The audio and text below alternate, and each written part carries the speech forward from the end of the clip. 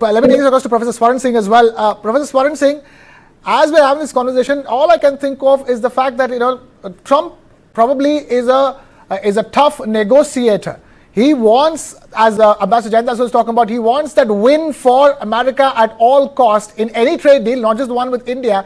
And he's just tacked on these two issues of India, Pakistan, and India buying Russian oil to get better leverage for the main sticking points in the trade deal, like agriculture, like dairy, and like fisheries.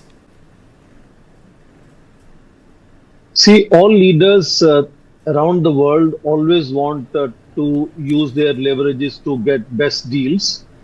Trump is unique in many ways of being unconventional, unfiltered, undiplomatic sometimes. Sometimes? But for India, not having the trade deal is not an option. United States is the largest trading partner, largest destination for India's exports, and these are invariably high value exports. Now, if you look at what he said in South Korea, he said, I'm going to have a trade deal with India very soon. He had compliments for Indian Prime Minister. To me, it simply means that the trade deal is not off the table. It is still under negotiations, and we are moving, maybe very slowly, snail pace, but moving forward. Remember, he did not mention Russian oil this time. That means that sticking point is already being addressed by India's course correction on purchase of Russian oil. We understand two of the oil tankers of Russia took a U-turn in the Baltic Sea just now today. And therefore, that is no longer the sticking point. What is the sticking point now? 54 times President Trump has mentioned that he was the one who stopped India-Pakistan war.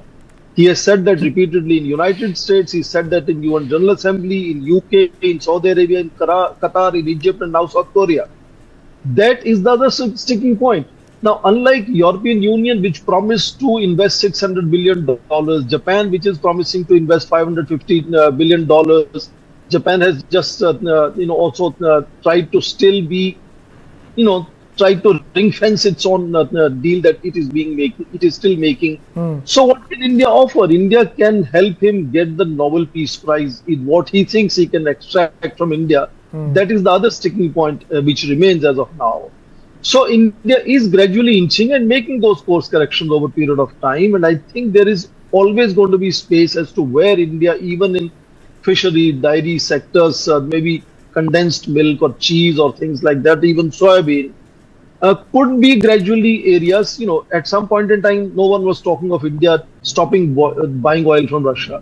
Now we are saying, there is need for, balancing, and we can't have over dependence on one country. Our imports of oil from United States have been rising for the last 6 to 7 months, have reached 500,000 barrels per day now.